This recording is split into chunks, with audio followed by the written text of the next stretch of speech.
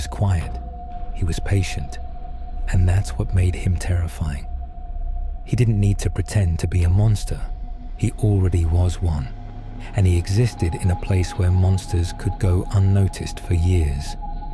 Even now, people wonder what drove him to do what he did. Was it insanity? Was it hatred? Or was it something darker, something that twisted his sense of morality until murder felt like salvation? No one knows.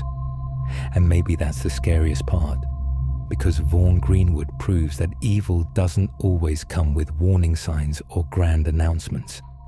Sometimes it just walks beside you, silent and smiling, waiting for the right moment to strike.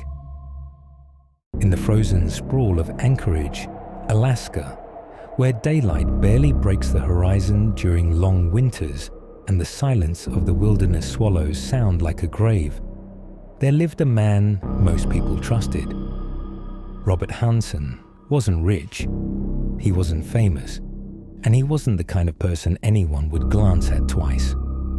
He ran a small, cozy bakery on a quiet street, handed out cinnamon rolls to kids, and greeted neighbors with a shy smile. But what no one knew, what no one could have imagined, was that this man wasn't just baking bread, he was hunting people.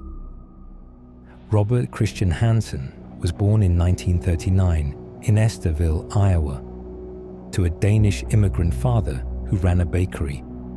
From a young age, Hansen's life was ruled by humiliation and discipline.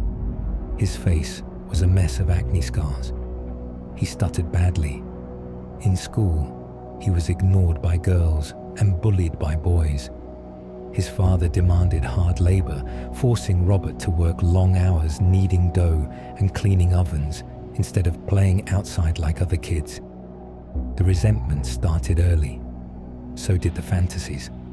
By the time he was a teenager, Hansen developed an obsession: revenge. Not overt or explosive, but slow, cold, and meticulous. He channeled it into hunting, first with a rifle, then a bow. In the woods, he was powerful. Animals didn't mock him. They didn't laugh when he missed a shot or struggled to speak. In the wilderness, he was in control.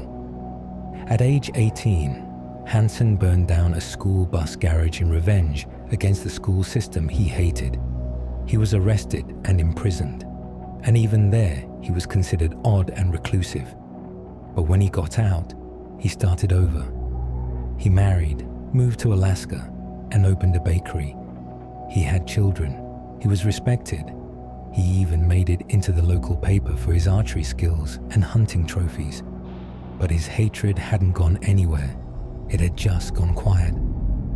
By the early 1970s, Anchorage was growing rapidly, fueled by oil money and development.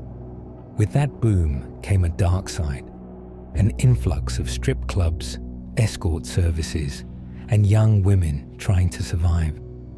These women, often transient or estranged from their families, were invisible to most, but not to Hansen.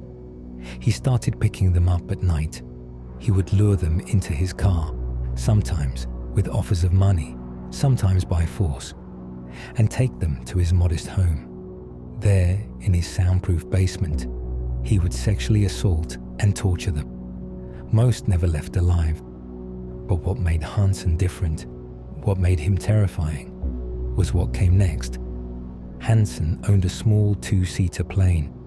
He would blindfold his victims, fly them hundreds of miles into the Alaskan bush, and land on a gravel strip near his remote hunting cabin. Then, he'd set them loose. He gave them a head start.